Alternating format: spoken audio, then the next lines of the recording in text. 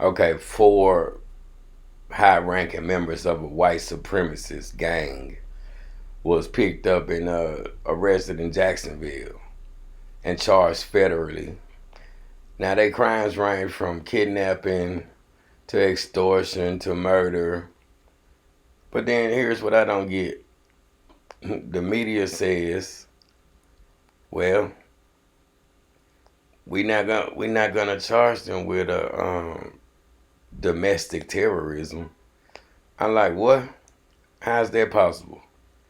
I mean, they got the crimes that fit to prove it. So, man, I'm like, okay, so and then they got corrupt bribery.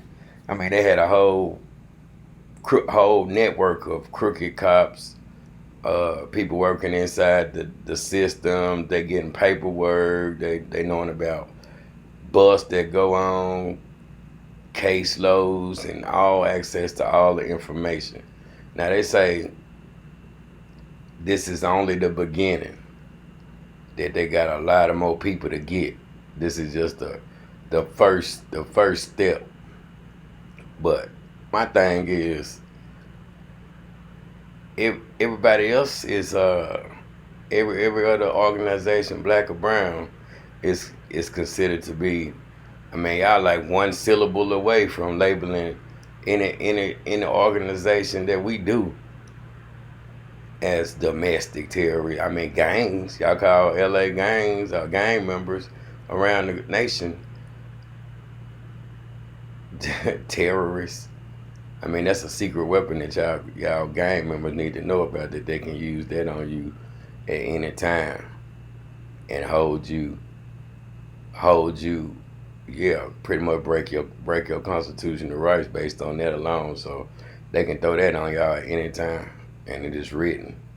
But this is a case that I'm gonna pay attention to, because just for the simple fact of what they said, and this is just the first. It was like an hour ago.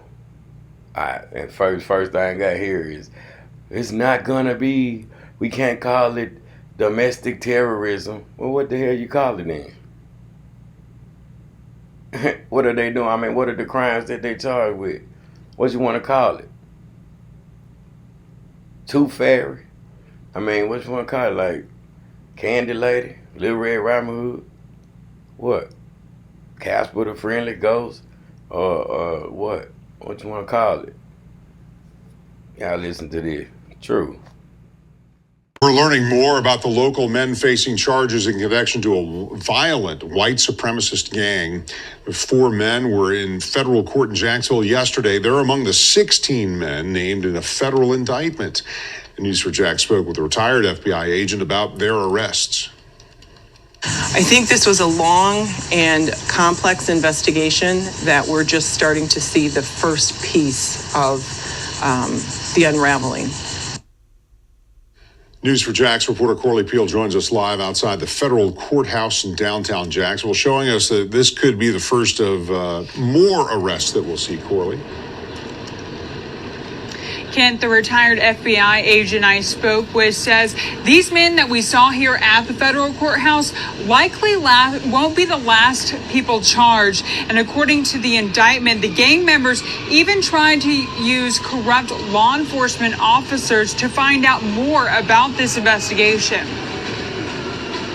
A violent white supremacist gang called Unforgiven now has 16 of its members indicted on federal charges. 4 of those men are from Jacksonville, Orange Park, and Putnam County. Officials call the group a racketeering enterprise that's accused of murder, kidnapping, robbery, and other violent crimes. I spoke with Tony Kravitz, who is a retired FBI assistant special agent in charge, now CEO of Risk Confidence Group. They believe in the Aryan philosophy but they have their own constitution and bylaws, which we don't know exactly what those are. Investigators say the crimes date back to 2019. All 4 of the local men indicted were released from prison in 2017 and 2018. The indictment claims Unforgiven used corrupt law enforcement officers and state employees to gather information about people, investigations, and prosecutions. You would do that through bribery or extortion, or sympathetic, which I think would be rare. Members of the enterprise created a political branch called Route 21 in an attempt to disguise the white supremacist roots of its political activity, according to the indictment. Kravitz says despite their political aspirations, the charges against the group members are considered violent crimes, not necessarily domestic terrorism. The difference between just a criminal act and domestic terrorism is that the acts are focused on changing or impacting the nation or a mass amount of people or mass destruction. According to the indictment, at least 2 of the members of Unforgiven previously served time at the Columbia Correctional Institution in Lake City. I have reached out to the prison to find out if any of its staff members were involved in any of these crimes. They say they are looking into it, but I have not heard back yet. Reporting live from downtown, Corley Peel, Channel 4, the local station. Corley, we know that some of the members are accused of kidnapping. What does that entail in terms of these specific charges? Well, according to the indictment, this group promoted a climate of fear. They would kidnap and assault its members if they feel like they disrespected them. They also say that some of the victims of these assaults were from rival white supremacist groups like the Proud Boys and the Aryan Brotherhood.